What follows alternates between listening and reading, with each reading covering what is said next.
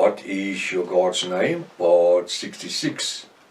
I'm Professor Hannes Redlinghuis of the First Assembly of Yafashuan, South Africa, Pretoria, Montana, also international.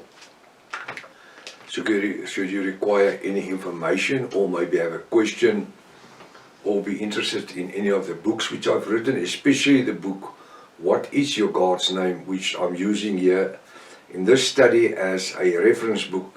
It's a A5 book, 500 and something pages, full of information. So you'll be interested, you can contact us at our WhatsApp number is international +27.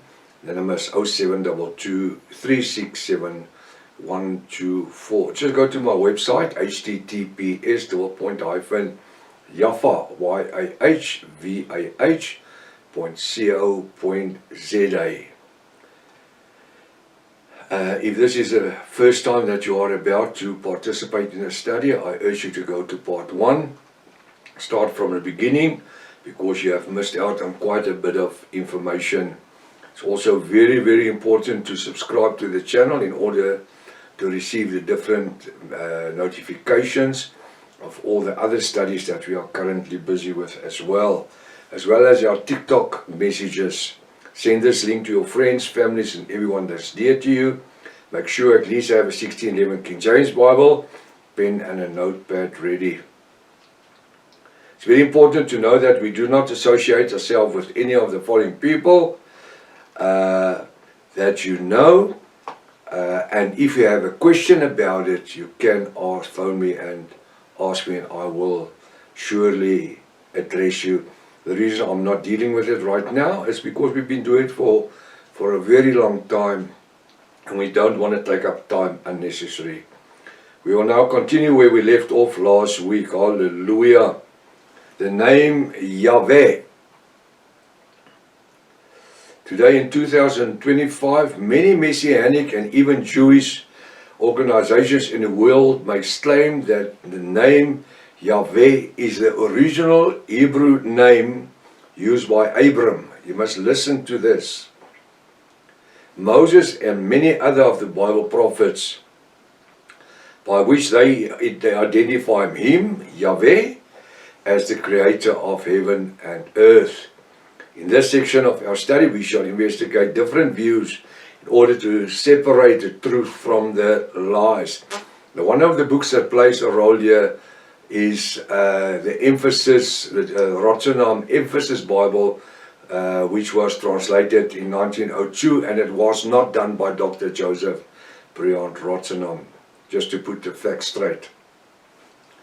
It was done through the New Age movement, because the name Yahweh and God and Jesus and Lord was everything removed from the original 1860 translation of the restoration of the original Sacred Name Bible, the Rotterdam version, which has got nothing to do with the 1902 Emphasis or 1901 Emphasis Bible.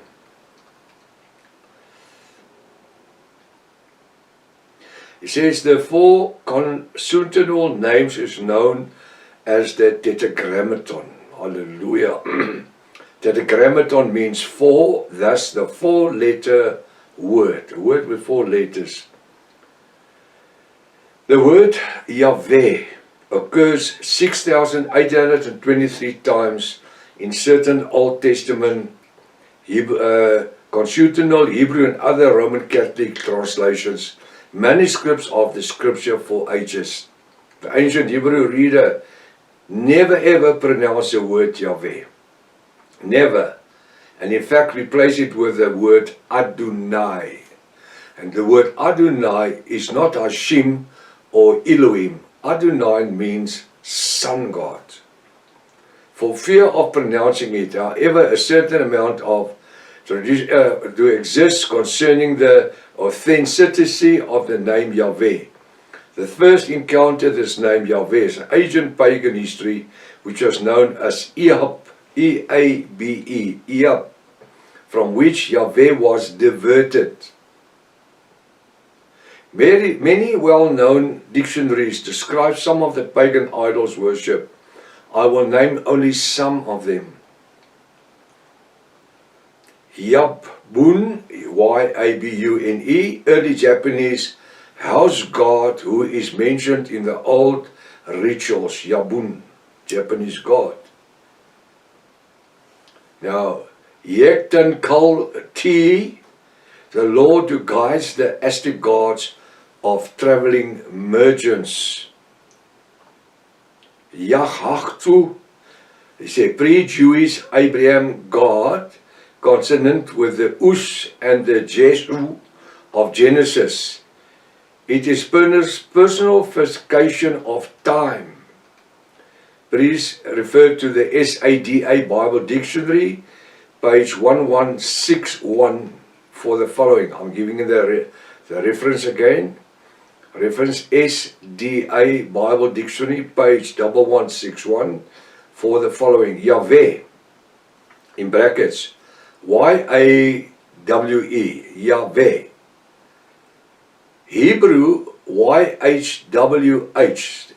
It's not Yod Hey Vav Hey. The Y-H-V, although Yod Hey Vav is a V, was never a W and will never be a W. So from left to right, now they pronounce it Y-H-W-H. Why? To make space to create the word Yahweh. The conjectural translation of the sacred names by which Yahweh, which is God instructed that Israel will know him, is distinguished from all false gods. Read Exodus 3 verse 1 to 15. In conventional Hebrew, the name was written Yod Aleph Hey Vav Aleph Hey. Yod Hey Vav Hey, you cannot pronounce it. It does not say Yod Hey W Hey, Yod Hey Vav Hey. This source, however, states as conclusive documentation evidence to confirm the vocalization Yahweh is lacking. Yahweh. And Yahweh, 99% of the time, is not spelled with a capital Y, but a J. Yahweh. To understand the meaning of the conjectural translation, we need to consult the Oxford Illustrated Dictionary, page 352. I'm just going to give the reference again. We need to consult the Oxford Illustrated Dictionary, page 352. Here's all the informations. Conjectural in reference based on evidence which is not completed, guessing expectal in textual criticism of a reading not in the text as guess, guess, purpose in brackets, a conjectural reading, make a guess. Also from Oxford's inference in completed evidence. Conjecture is guessing unscriptural. Conjecture, in other words, they thumb sucking. According to the evidence, it is thus impossible to accept the name Yahweh as authentic. I just want to say something here. The name Yahweh was only created in the 16th century. Before that, the name Yahweh never exists. Yahweh is actually a reference to one of the Hindu gods. We should know we should not have a superstition of what his name should be. We should not guess around it. We should not guess what his name is, or have a hypothesis of what his name is. A guess is a conclusion formed data directly at hand and held a probable or tentative, while one confessionally lacks material sensory. So they are not even certain. You need sensory, you need to be exactly on the word and the letter. The reader is again referred to. 1. The Strong's Concordance reference number 3050, where the name is given as Yah. It what? Y-A-H-W-E. Yah, all capital, Yah, for Yahweh, not Jah, J-A-H, Yah. The following question from the Complete Festival Prayers, Volume 2, Service from the Day of Atonement, is a great significance. Lord Yah with a J-A-H, note the letter J, correctly written Yah, Y-A-H, capital letters, or rather Yahweh, hallelujah. Thy name is intervowed with ours, O speedily grant us thy salvation. Page 193. God is my salvation. I will trust and will not be afraid, for my strength and my song is Yah. Now let's look at the word Yah with a J, all capitals, J-A-H. There never was a letter J. How could it have been in the ancient Hebrew? The J only came to existence in the 16th century. J, note the letter J, correctly written Yah, Y-A-H, or rather Yahweh. Even the Lord, which is Baal, because the name Lord means Baal, Hosea 2 verse 15 and 16. He became my salvation, Ibid, page 230. Singing unto God. I'm asking the question, which God?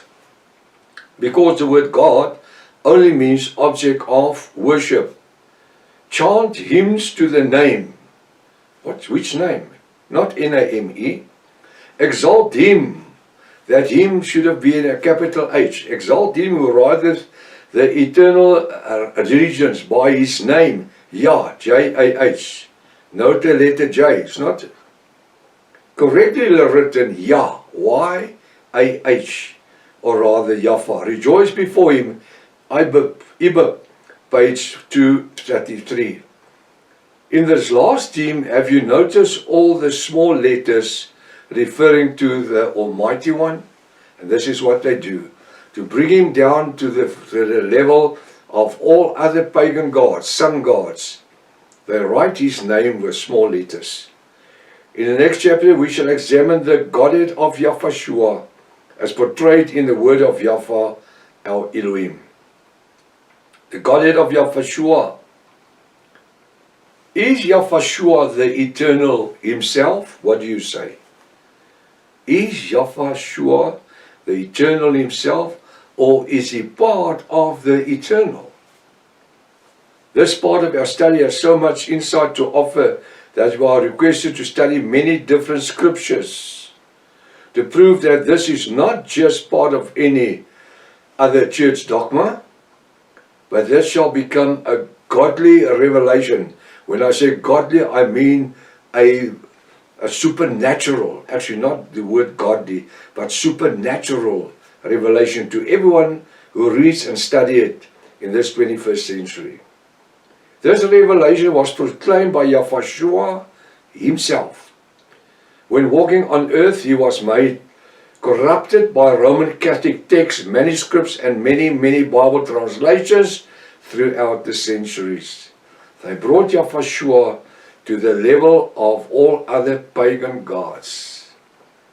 To understand what is going to happen from time to time in this study, I will find myself in the obligation to make references of myself and my father, whose name is Nick, in order to help the reader and the student flow with me on this very important subject. There's 2 or 3 things I'm going to refer to myself and my father, whose name is Nick. So as far as the discussion of this subject is concerned, I will make very good use of the King James Version and in brackets show the different meaning to show how the restoration of the original sacred name, the Rotterdam Version. Oh, I love this Bible. It is of importance just to mention that myself is not affiliated with any church denomination or organizations in the world. For the last 27 years since I wrote my first book, I resigned from denominations so that I can be able to interpret the Bible from a natural perspective and therefore will not have to interpret, defend or teach it biblical or according to certain churches, constitutions or dogma. I give you the word as it is. What you do with it remains your favor. From this perspective, since I came from a Pentecostal background, I have a question to ask then the Pentecostal churches. Here is the question. How come that some of these churches in the word believes God is one? They refer to them as the Jesus only. Well, I grew up in a church like that. It's not Jesus only, it's Jesus everything. Those years when we were in the name of Jesus. We believe in the oneness, not in a Godhead of Trinity. And at the same time, most other Pentecostal churches in the world believe God is three different persons or three different gods. God the Father, God the Son, God the Holy Spirit. Are both these statements, or I just want to say God the Father and the Holy Spirit, are both these statements mentioned in my question right? No. Both of these statements can surely be right. While we study the following scripture in this chapter, we'll need to determine, according to the word of Yahweh our Elohim, which one of these two statements is wrong and which one is lying to whom. At this time of our study, I will have to do a practical demonstration. With other words, we need to study the word with an open mind. We need to function in the word, allowing Yahweh to, through the Ruach HaKodesh, to reveal His word unto us, to understand what He wants us to know about His name. I says, whenever my father Nick would explain the Godhead of Jesus Christ those years, he would first read the following scriptures from the King James Bible. 1 Timothy 3 verse 16. 1 Timothy 3 verse 16. And without controversy, great is the mystery of the Godhead, of the godliness. God, that is Yahweh our Elohim, was manifested in the flesh. Now the creator of heaven and earth, Yahweh said to Moses, you cannot see my face, you shall die immediately. But 1 Timothy 3:16 say, Yahweh was manifested in the flesh. Read it. Verse 16, 1 Timothy 3:16. And without controversy, there's no argument. Great is the mystery of the Godhead of Yahweh Almighty. He was manifested in the flesh, justified in the spirit, seen of angels, preached unto the Gentiles, believed on in the world, received up in glory. Now that explains the Godhead. When we read the scripture, we understand that Yahweh was on earth. He says, He was manifested in the flesh. Yahweh's spirit, but He manifested Himself in the flesh. Justified in the spirit, the Ruach HaKodesh. He was seen of angels. He was preached unto the Gentiles. Who is preached unto the Gentiles? Yahweh. He's believed in the world. Who is believed today? Who bore our sins? The Son, Yahweh. He was received up in glory. Did Yahweh Almighty received Himself up in glory? Or did Yahweh ascended into heaven? But He says it was Father Yahweh. Let me read that scripture again. Listen to it. And without controversy, great is the mystery of the Godhead. God, or Yahweh our Elohim, was manifested in the flesh. So what happened? Yahweh, the creator of heaven and earth, created Himself a body called Yahweh Shua. In order to reveal His right hand, Isaiah 53 verse 1 to 8. In order to perform miracles, Because the Father Yahweh came to earth in his fullness, everybody would have died that was seen him. And there where John the immerser immersed Yahweh, the heavens opened and the Ruach HaKodesh came down on Yahweh like a dove. He was not a dove, like a dove.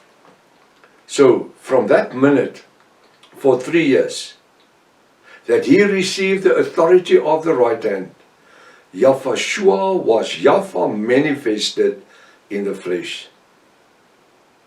Philip asked Yahweh, show me the Father, and that will be enough. Yahweh says, if you see, Philip, you're with us so long. Haven't you realized I'm in the Father and the Father is in me? Meaning the right hand has been revealed in Yahweh. Hallelujah. Hallelujah. Now, if you can explain the scripture, then you understand the Godhead of Yahweh, that's Yahweh, Jesus Christ. After reading the scripture, we understand that it explains the whole salvation plan of Yahweh, our Father, and Elohim. Please note that there are 7 different things happening in one verse. Now we are going to just break it up. Let us read it again and then ask some question. 1. The scripture says in 1 Timothy 3:16, and without controversy, great is the mystery of the Godhead. Why does the scripture refer to the mystery of the Godhead? I'm referring to the 1611 King James Bible. What is a mystery?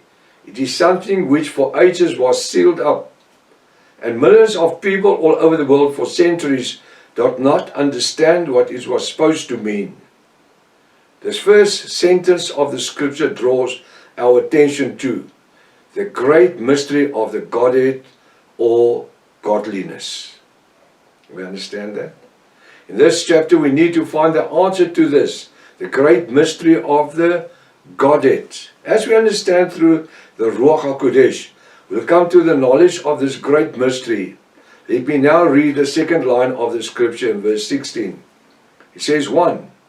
God or Yahweh Almighty was manifested in the flesh. My question is, was Yahweh our Elohim or God the Father manifest in the flesh, in an earthly body? Or was the Son Yahweh, Jesus Christ, manifested in the flesh? Yes, yes, yes, Yahweh was manifested in the flesh. The Bible says so. He was manifested in the flesh. He was born in an earthly body, a human body. My Bible declares that now I can see Yahweh our Elohim, the creator of heaven and earth, and still live. This means that every person who saw Yahweh on earth was supposed 2,000 years ago, if the above scripture is interpreted correctly, as is written, God, Yahweh, the creator of heaven and earth, was manifested in the flesh. But remember, it wasn't the fullness of the Godhead that was revealed. Although there's a scripture in the New Testament that says, and the fullness of the body of the Godhead was revealed in Yahweh, it's impossible. The fullness is that which spoke a word and the earth was there.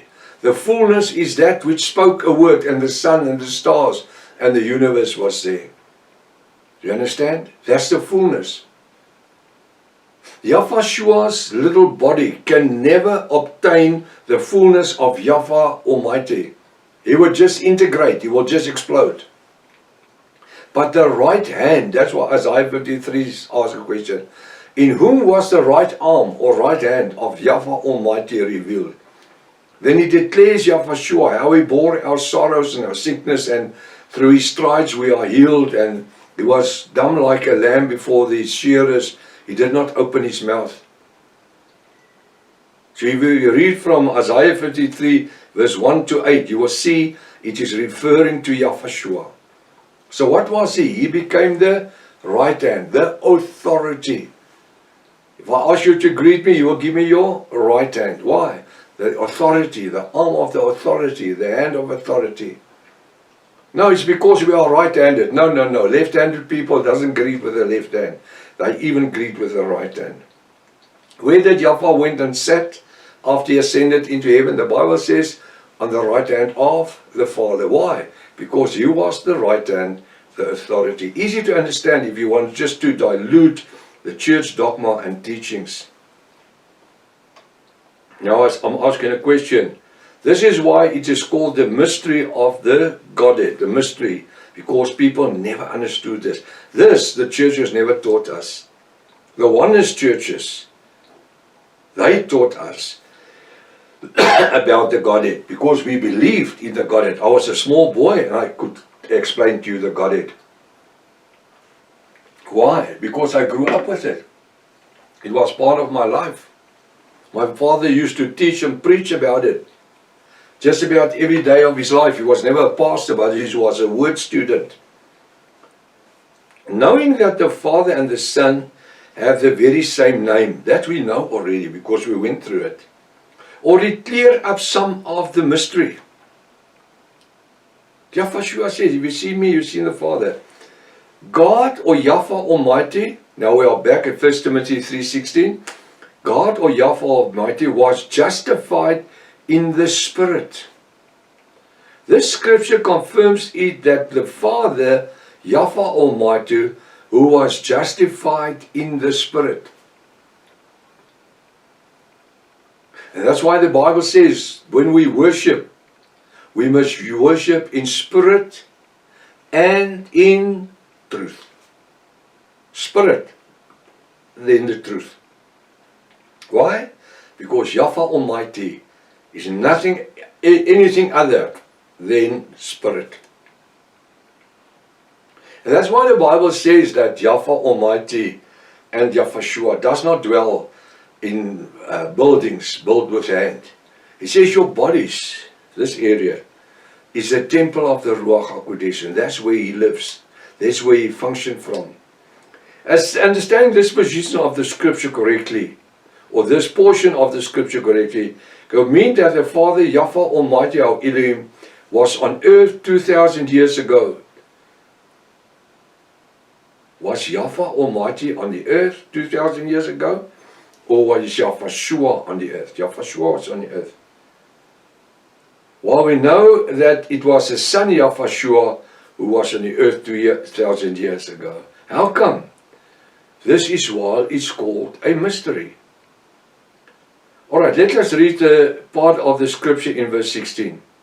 God, Yahweh Almighty, was seen of angels. The scripture declares that while Yahweh, our Elohim, was on earth 2,000 years ago, the creator of heaven and earth, was on earth, meaning that all those Jewish people and heathen people, they all saw Him. Everybody saw Him. And they never died. What does it mean that He was seen of angels? How was this possible? Yahweh Elohim is on earth according to the scripture, but still in heaven seen of angels. I think this mystery of the Godhead is becoming more a mystery as it ever was anticipated.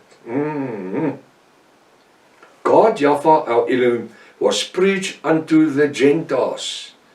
Yahweh was preached unto the Gentiles, or was Yahweh preached unto Gentiles? Even up till today. The Bible says there is no other name given in heaven or on earth by which one shall be saved. Which name is that? Yahweh or Yahweh? Thank you. The scripture declares that at the very same time when Yahweh our Elohim was on earth 2,000 years ago, the gospel of salvation was preached unto the Gentiles. My question to you is, did Father Yahweh our Elohim preach the gospel unto the Gentiles 2,000 years ago? Or did Yahweh the Son preach the gospel of salvation unto the Gentiles? Yes, Yahweh preached the gospel unto the Gentiles, the gospel of salvation, the gospel of grace. But according to the scripture in 1 Timothy 3 verse 16, it was the Father. It is impossible. The Father was never preached unto the gospel. It's the Son.